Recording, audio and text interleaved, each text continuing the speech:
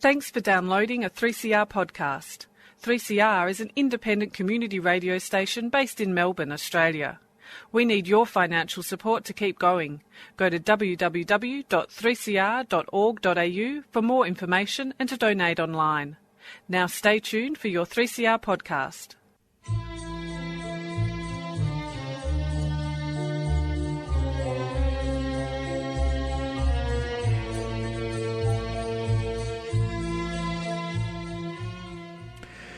Sabah al-Khair, good morning dear listeners. You're listening to Radio 3CR on 855 AM and Palestine Remembered with Yusuf Ahmad al-Rimawi, Robert Martin and Nasser al-Mashni.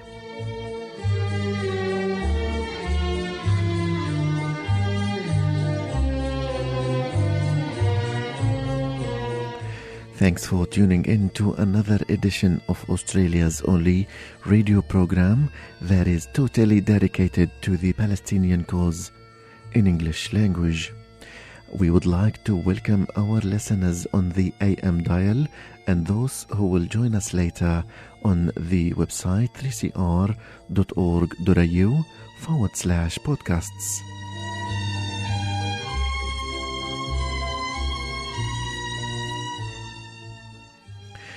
In this episode, we will be talking to Dr. Amneh Badran, a high-profile Palestinian academic who will be telling us about the inside story of the holy city of Jerusalem. Stay with us and enjoy the episode.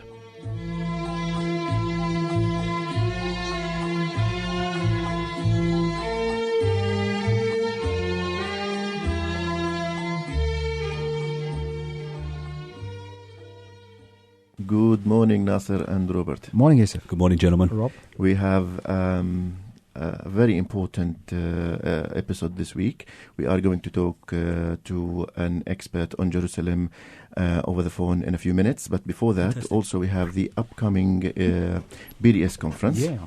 So the BDS conference is called Driving Global Justice for Palestine. It'll be held at the Sydney University on the 28th and 29th of July. So any of our listeners in Sydney, please come along. And anybody from Melbourne that wants to join, I'm sure there's some tickets still available. There's up to 40 different presentations, 6 panels over 2 days. So it'll be really good. I'm looking forward to going. I'm going with Nasser, so it'll be great. And I mean, one of the things we need to mention, to the great credit of University of Sydney, a lot of these conferences around the world have had immense Zionist pressure to cancel, but the University of Sydney has not bucked under that pressure. So Respect. Well, absolute respect, because one of the things that anti-Palestinian people do, and that's what Zionism is foment fear that anybody that supports BDS is probably a terrorist. They're obviously anti-Semitic, but they could be a terrorist. And when And the level of intimidation, it's shocking. Yeah. And when you think about it, on a state level, on a federal level, we haven't had anybody speak up in a pro-Palestine, pro-BDS platform, apart from very, very recently, or not recently, but very few, but Lee Rhiannon from the Greens. We've had Maria Van Vakenu and Melissa Park, a former mildly, yeah. So, what is a non-violent form of solidarity with the Palestinian people to choose not to normalise relations with an apartheid state that is oppressing an indigenous population and 50% of the people within the lands that they control. So it's a human rights issue, and it really beggars belief that we can't get more people to stand up.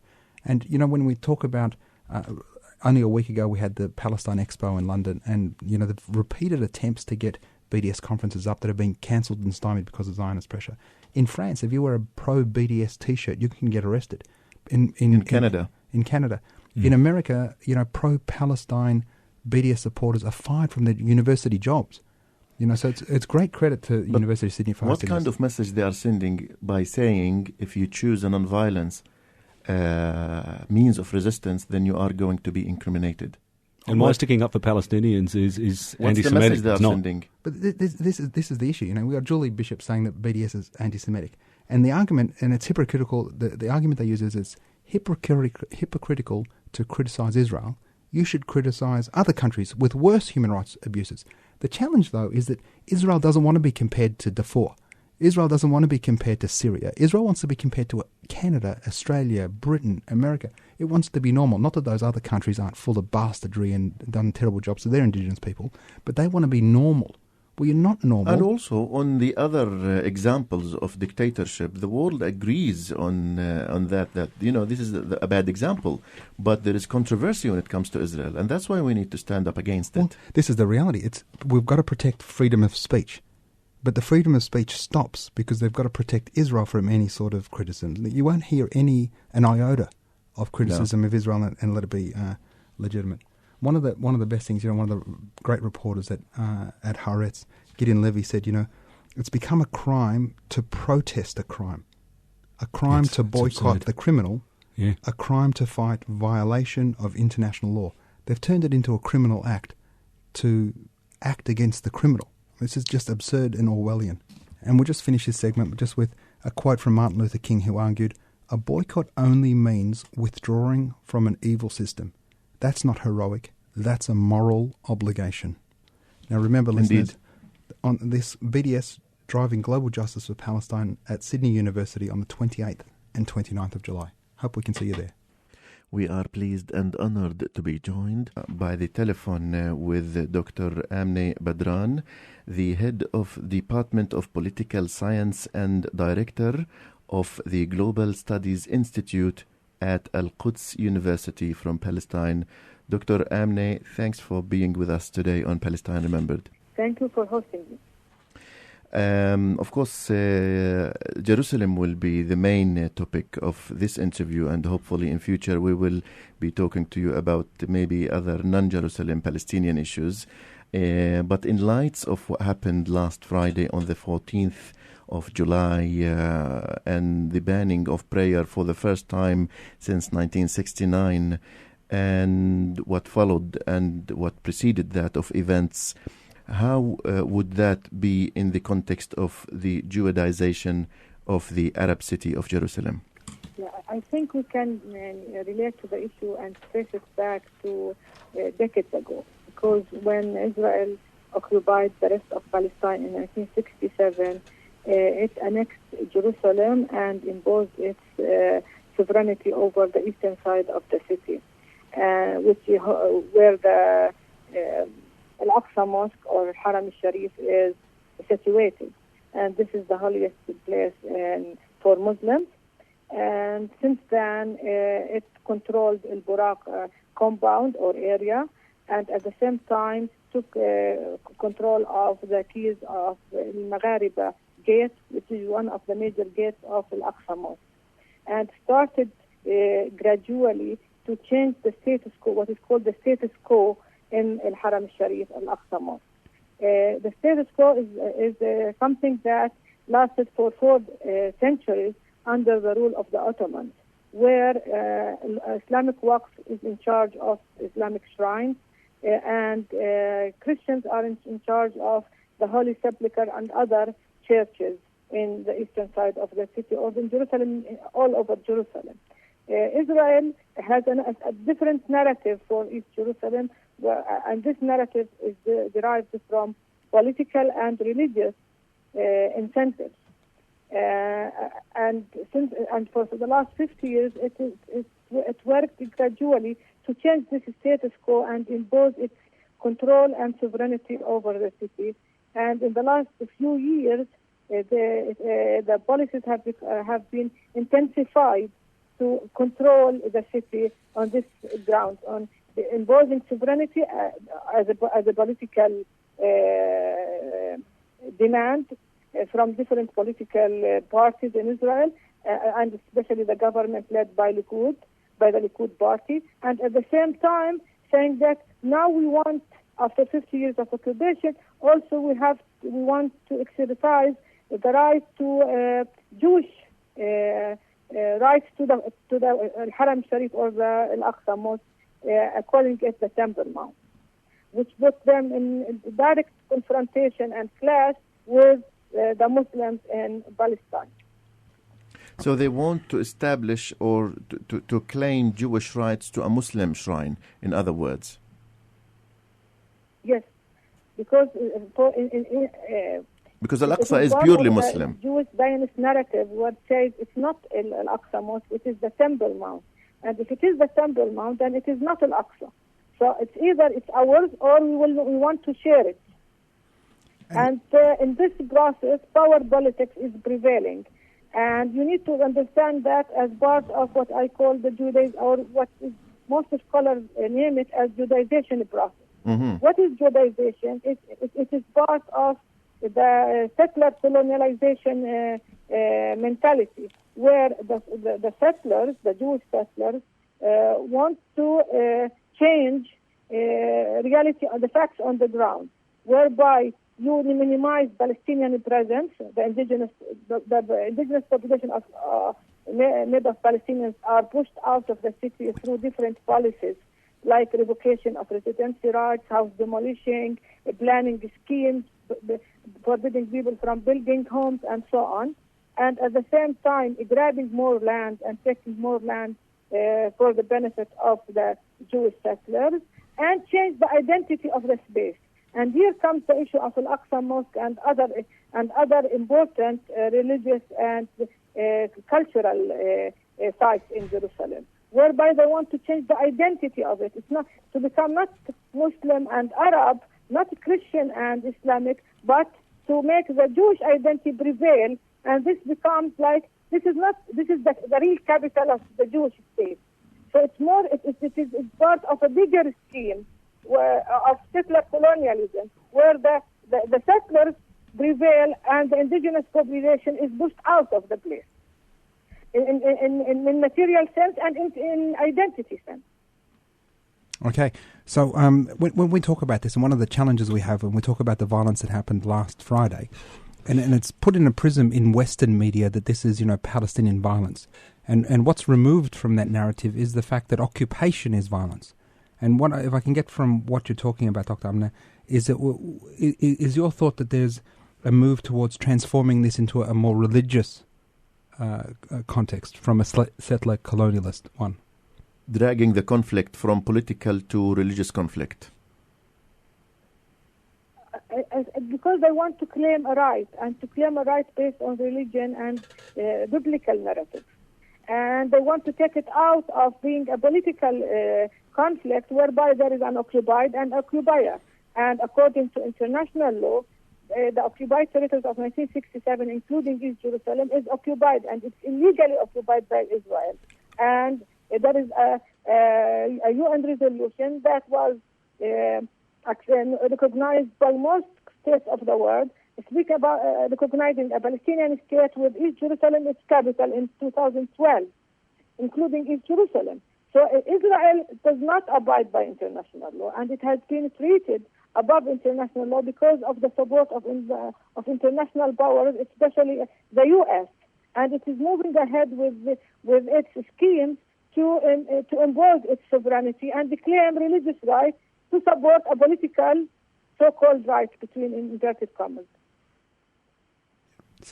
Can I ask, Doctor, what is the impact of the regional dynamics of the conflict? How's it affecting everyone or the countries around it?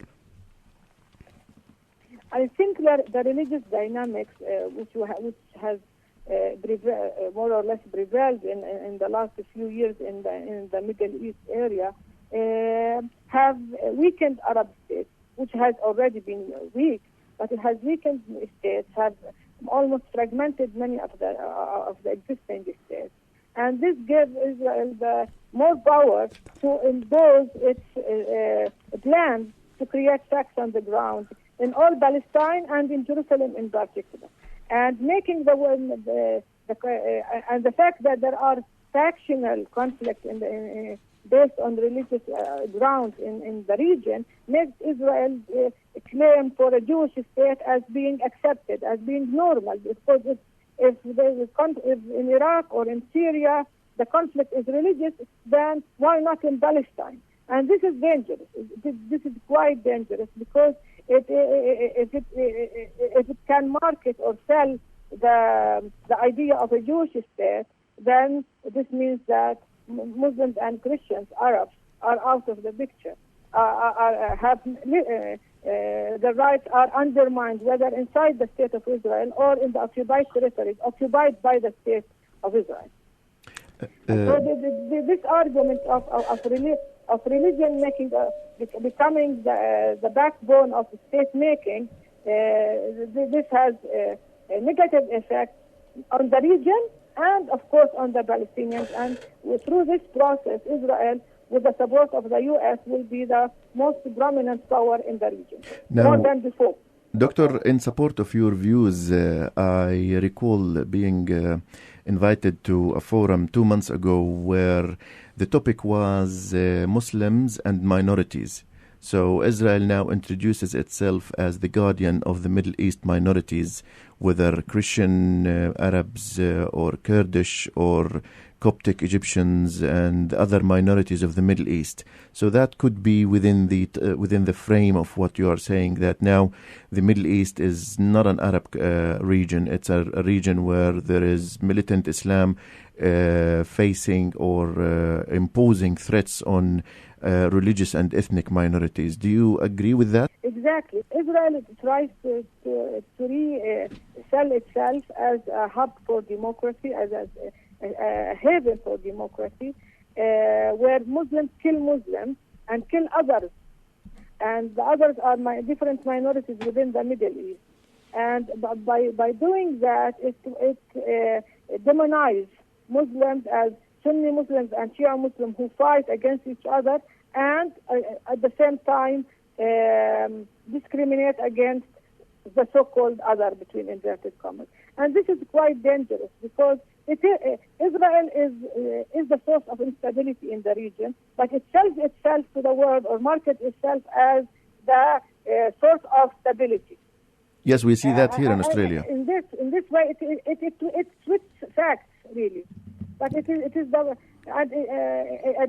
its power to destroy, to be part of the destruction of the region, while it prevails as the strongest power in it.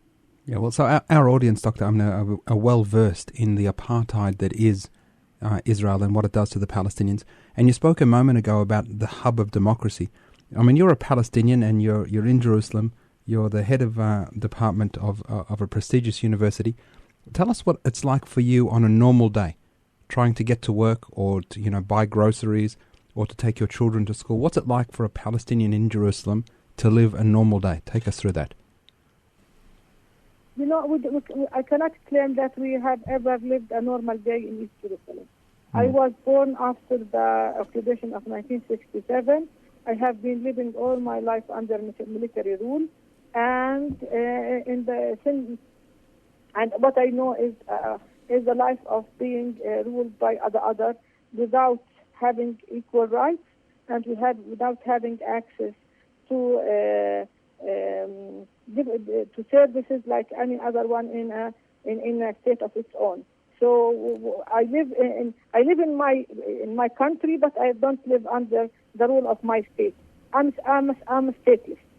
So for the last 45 years, I have been stateless, living under a rule of another nation and another state, which occupies my land and my control the livelihood of my life of every day. So, Dr. Amneh, we understand that from a conceptual basis, but tell us what it's like driving through Kalandia or a checkpoint, or the reality of just trying to do something what a normal Western person might think is normal, to pay a bill or to return a book to a library.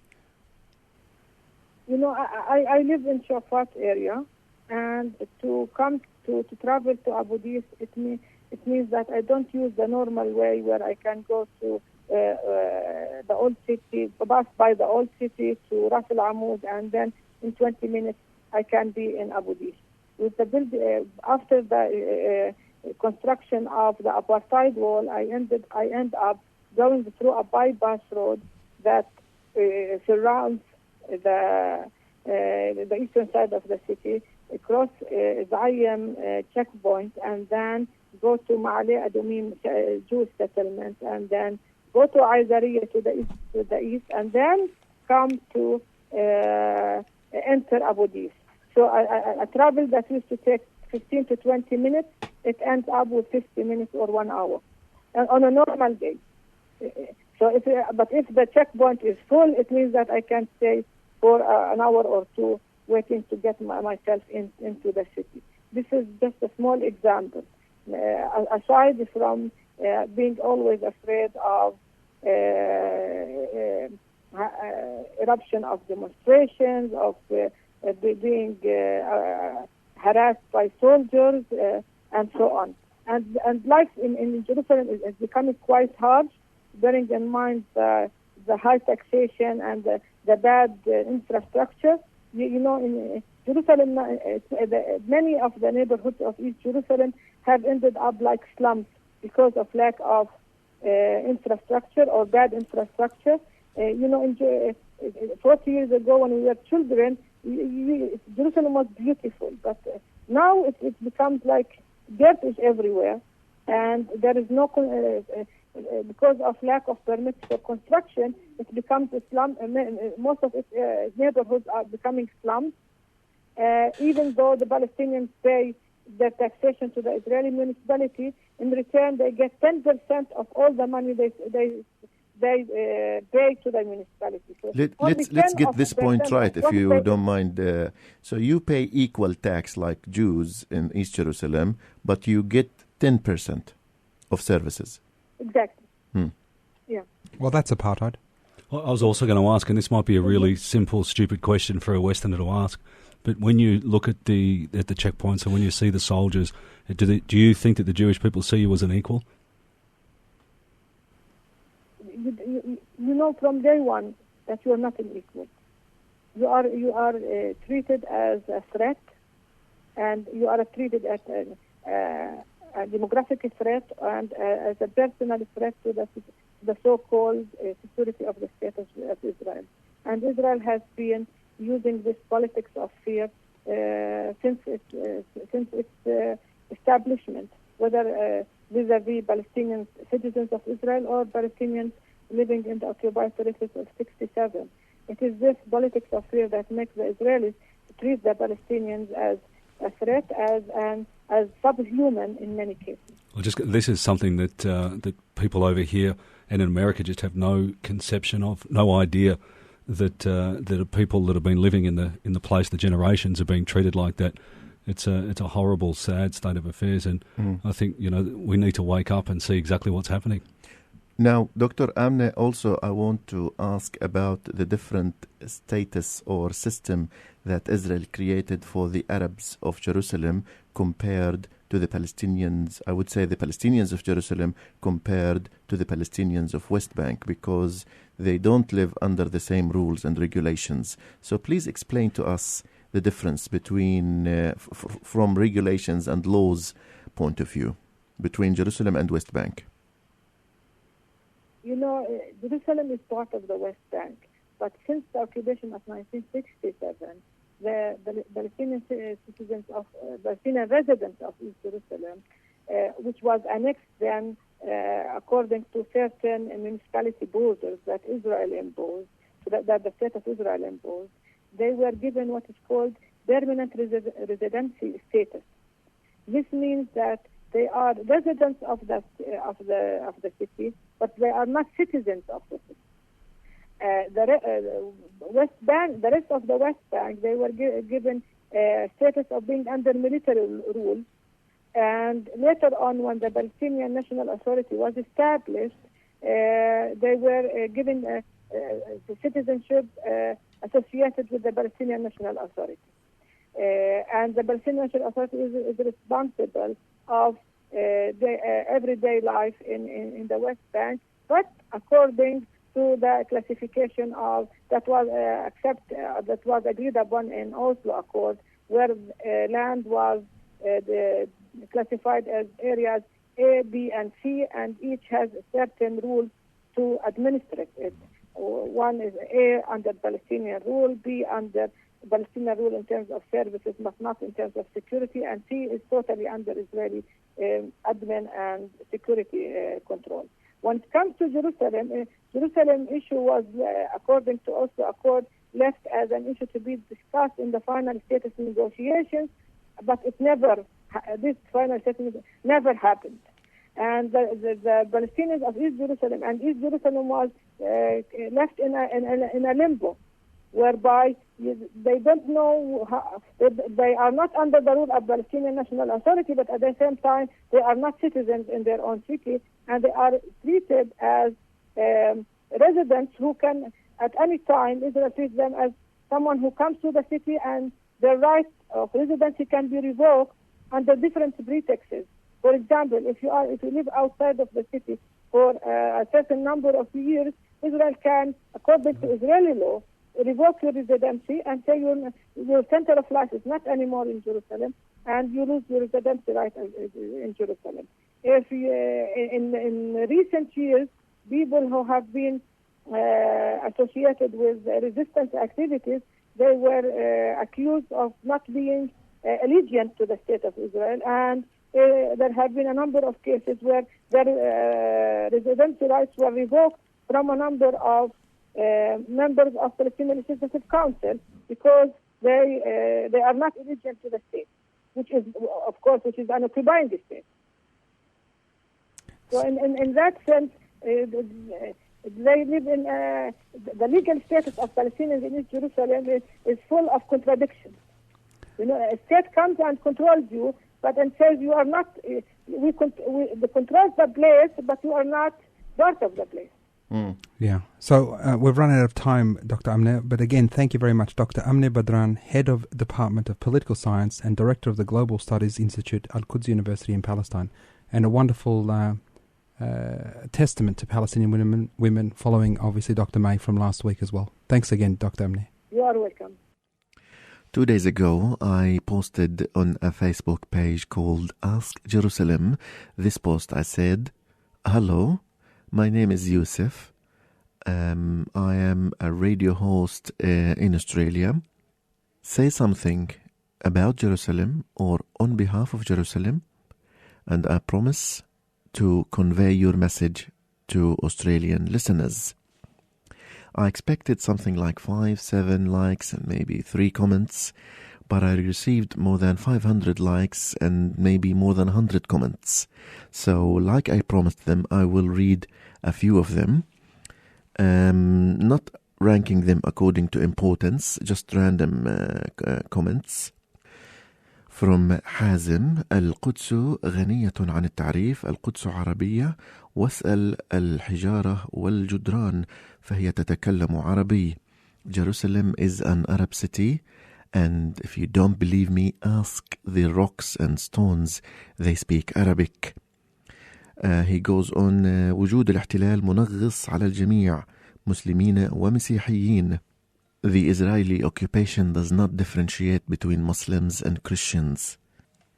From Linda Shawqi: ضربوا النساء واعتقلوا الرجال وأغلقوا أقصانا. They hit the women, they arrested the men, and they locked our Aqsa.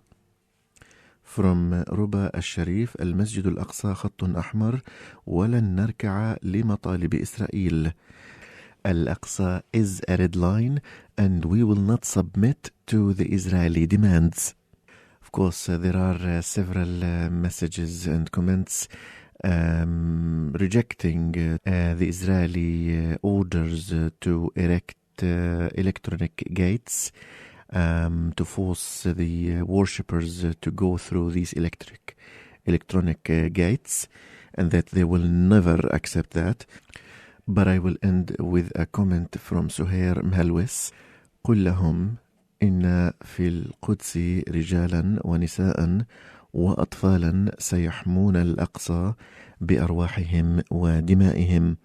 قل لهم إن الأقصى سيبقى صامدا إلى الأبد. I say to the Australians that the men, women and children of Jerusalem will defend Al-Aqsa with their hearts, souls and blood, and that Al-Aqsa will never be broken.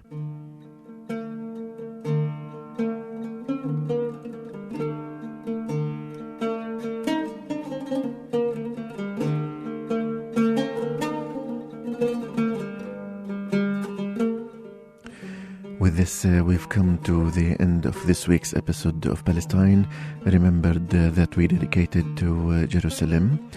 Thanks for tuning in to another edition. And we will be with you next week, next Saturday, 9:30 in the morning. Until then, this is Yusuf, Nasser and Robert wishing you the best of time. And salam.